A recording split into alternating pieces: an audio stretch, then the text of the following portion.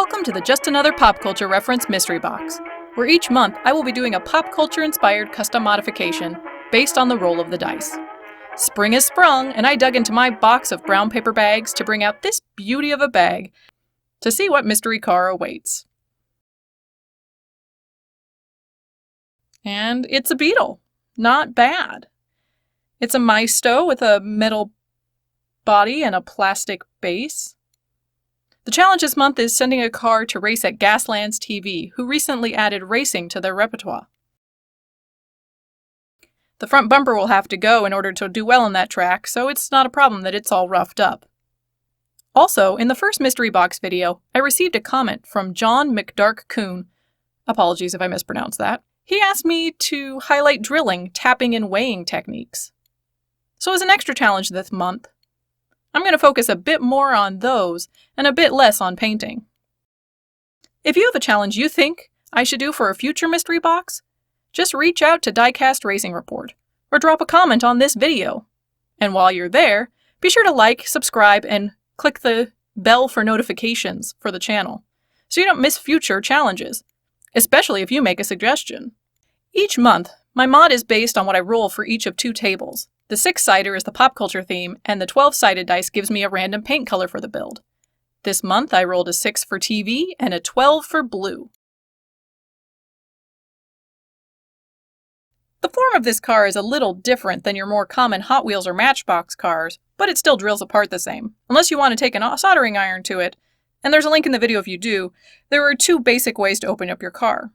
Either you drill first with a 5/64 bit, and then finish with the larger 9/64, or you do what I'm doing here, and you start with the larger 9/64 bit, and wait to use a 5/64 bit until you've got the car apart and you're drilling out the post for tapping.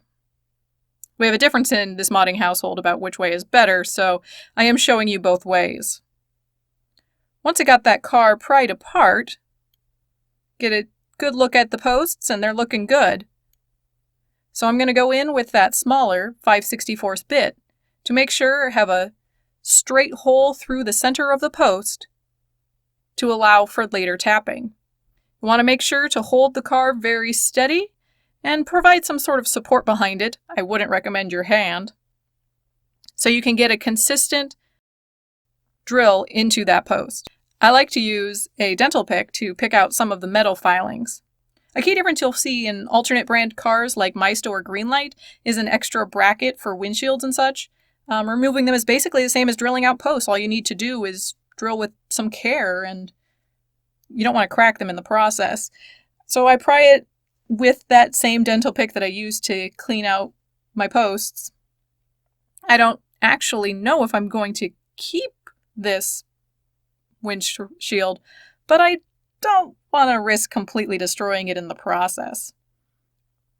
Even though the process can be a little frustrating. But there you go.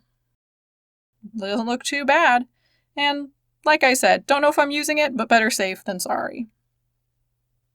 Next, this metal body is heading into the dip.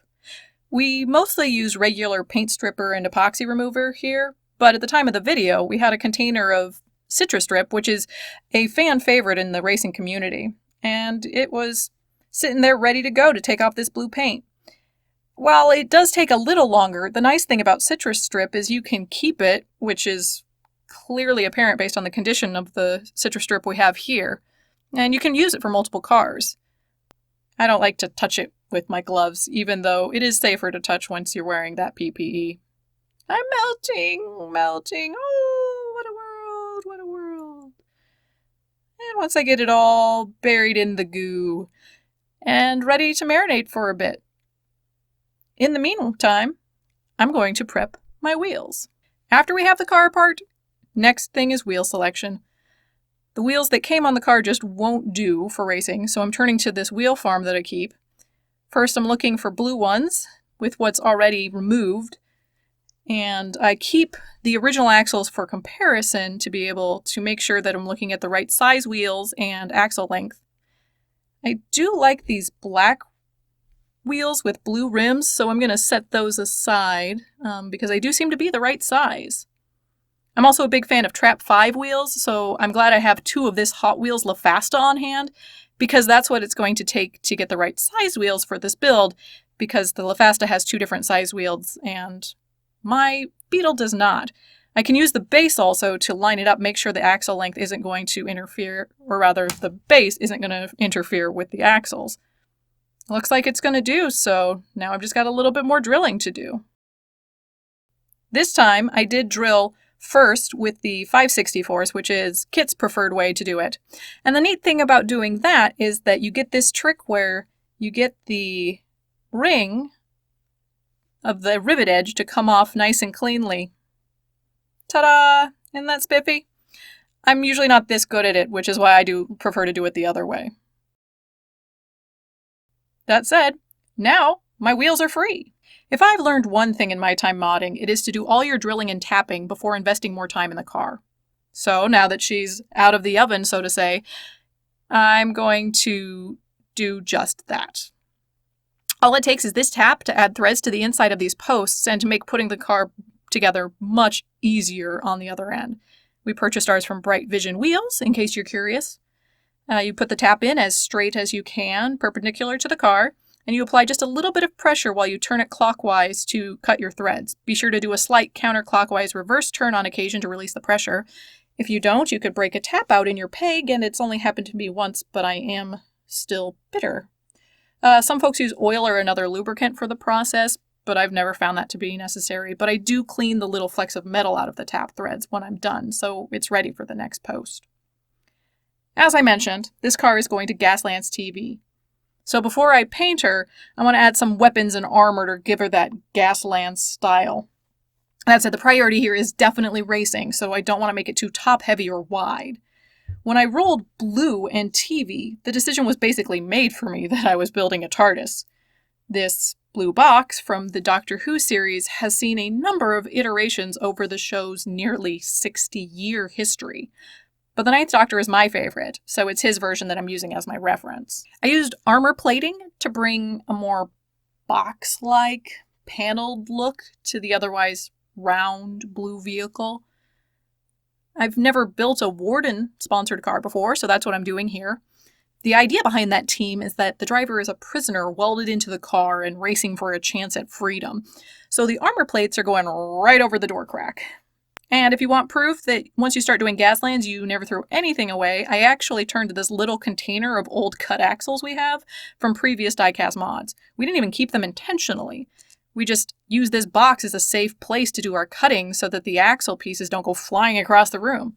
That said, those axles sure came in handy to make these prison bars. I also used a little bit of window screen and Hot Wheels card to further modify those side windows into the 6-windowed look that you see on the TARDIS.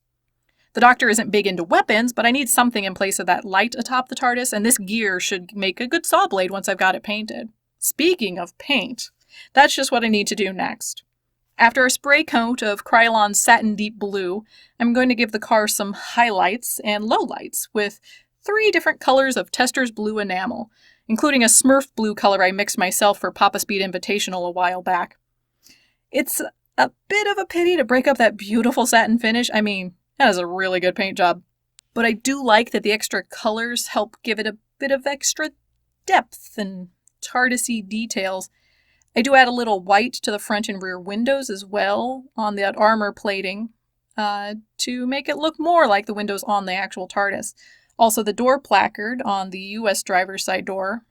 I suppose if you're welded into a car, it doesn't really matter where the main door theoretically is. So I maintain that the driver is still appropriately seated on the right-hand side of the car. And since I'm going with the Ninth Doctor here, for the name on the door placard text, I'm just putting a number 9. This will also serve as the inmate number. Off camera, I stripped the chrome off the base using 409, so check out the February issue of Diecast Racing Report if you want all the details on how that works. I also installed the axles. The axle divots in this base weren't exactly straight on this car, so thankfully I had the axle jig from Red Light Derby to use when epoxying the axles into place. I started out by balancing them on an empty tester's bottle to apply the epoxy and then flipped it over to make sure the wheels would be straight when the epoxy was set. Of the original options, I ended up picking the blue Trap 5 wheels. And trust me, the amount of hemming and hawing about which pair of wheels to use is someone no one needs to see at all, though there is technically camera footage. I also took an X-Acto knife to cut off the front bumper, which, as I mentioned, would not be good on the Gaslands track. That is because Gaslands TV has a doozy of a track. It's a road course that starts with the steepest drop, which is dubbed rather appropriately the Suez Slide. And as I promised, I'm going to spend a little bit more time talking about weight. So whenever possible, I do try to build to the track, and so far I've only seen stock cars run down this course, so I'm not sure exactly what will be ideal, but I'm pretty certain 25.6 grams is not it. There are quite a few options when it comes to weight. Here we have tungsten bars and cubes, which are the most dense, but also the most costly. We have good old fishing lures, which are cheap and ugly and available in a wide variety of crevice-filling sizes. There are steel tire weights, which is what you get when you order tire weights online from the state of Washington. And there are lead tire weights for those who don't live in a state where they're banned. I've got a long way to go to get to the 45 to 60 grams that I'm aiming for. That's a pretty standard target for a road course. I'm shooting for 60, but anything above 45 will do. So I'm going to use the tungsten bars and tungsten cube for most of the mass. And I'm also putting in a fishing lure because it fits.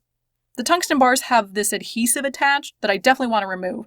I could leave it there and use it as adhesive, but that way just lies my weights coming loose at some point.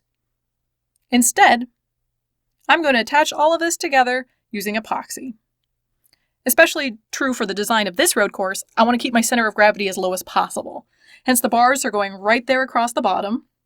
The little buildup that I'm creating in the back will add a little bit of extra weight over, or at least near, my rear axle, which is really less crucial for a road course than for a drag strip, but hopefully it will give me a nice burst of speed coming off of that Suez Slide. Now, with all of the weight accounted for, I'm going to be sitting at about a healthy 53.8 grams, which is a little on the low end when I was shooting for 60, but I like the way this weight application works with that extra weight in the back, and I'd rather keep it lighter and have that than build it up higher and raise my center of gravity. After it's dry, I apply a bit of flat black paint so my weights won't be visible. I don't have fully opaque side windows, and there's actually a good amount that can be seen through the wheel wells, more than I'd like. So I love flat black paint. It covers up a myriad of sins.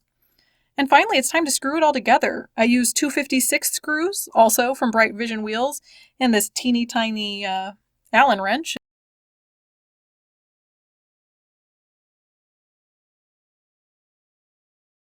There you go. Ta-da! And for the record, for once, my kitty companion didn't obstruct any part of this build. Of course, there's always next video. And that's all she wrote. This car is already in Canada, ready for its Gaslands TV debut. Hopefully her performance will be fantastic. Thanks for watching, and I'll see you next month with another mystery box build that's really on fire.